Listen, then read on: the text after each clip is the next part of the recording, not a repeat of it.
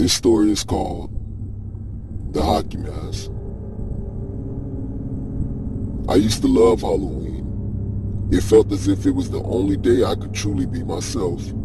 However, after the events of this day, Halloween was never the same for me.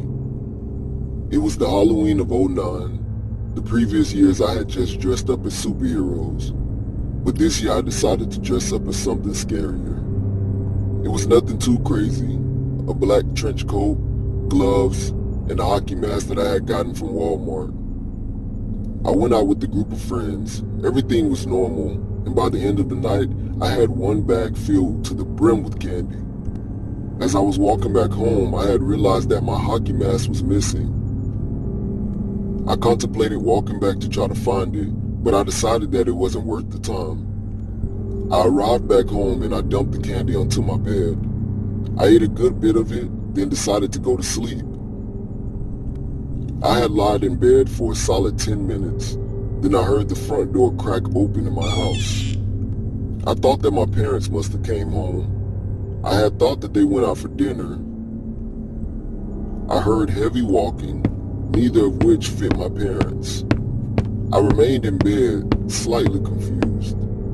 I then heard my door crack open and heavy breathing coming from my doorway. I pretended to be asleep, as this was the most scared I have ever been in my life. I heard the noise of something hitting the floor, and then the sound of footsteps leaving my doorway. I had lied in bed still for an hour until I mustered up enough courage to see what had fallen. I walked over and to my surprise, I saw my hockey mask on the floor of my bedroom. To this day, I have no clue of who was inside of my house. I had told my parents about it, and they chalked it up to be a bad dream.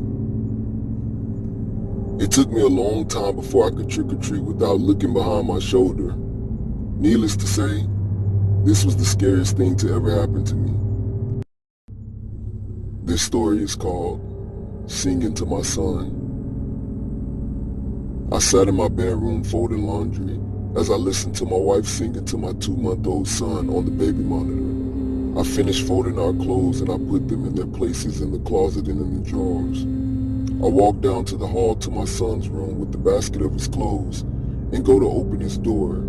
I then hear the front door open downstairs. It was just my wife walking in with the groceries. This story is called My Time as a Taxi Driver in New York City. Back when I lived in New York, I worked as a taxi driver. It was relatively easy money, and sometimes I would have some interesting interactions with people. All of this made the job fun, interacting with people, their stories. Sometimes I would have exciting conversations with them. It was 11 p.m., and I decided to pick up someone by the hotel. I headed to the hotel, and when I arrived, I saw a young woman carrying 2 travel bags. "Where to?" I asked as she got into my car. There was a 10-second delay before she answered me. "Washington Square Park," she said. While I was driving, I decided to try to make some conversation. "So how's your day been?" I asked her. She remained silent. She then tapped on the glass twice.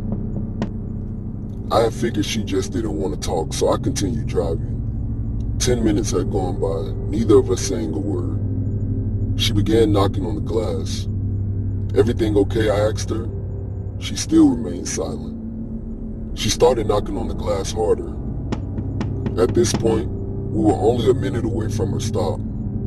Once we got there, the knocking had stopped. "Here's your stop," I said. She had remained silent. I looked at her and she was staring at me with the most lifeless expression I have ever seen. "Hey, this is your stop," I said. She began knocking on the glass again. "Is everything okay, miss?" She began knocking harder and harder on the glass, to the point where she was practically punching the window. I then left my car and dialed 911 on my phone. Before I had called, I looked up at my car, and to my surprise, she was just gone. Her bags were missing, and she was nowhere to be seen. I hadn't heard my car door open or anything. What confuses me the most about this is, where could she have possibly gone? I don't understand how she was able to leave my sight that fast, as the time it took for me to dial 911 was not even enough time for her to leave my line of sight. I keep looking for a rational explanation, and I'm not sure if there is one. After this, I never worked as a taxi driver during the night. I eventually moved away from New York. Now every single time I think of my time in New York, I think of this situation. This story is called The Water Bottle Mystery. This happened when I was about 7 years old. There's this closet in my room with no door, and in that closet there's another door. Behind that door is a long dark hallway full of clothes hanging up. Every time I opened that door, I felt like something would grab me.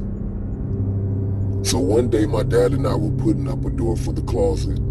I had one of those small water bottles in my hand, and I placed it on a bin that was on the ground. A few minutes later, my dad and I went into his room to grab something. I followed him in, and as soon as I came back, the water bottle was empty and placed straight up on the ground. I thought to myself, who could have done this? Was it my grandma? She passed away in this house. Or was it something or someone from the closet?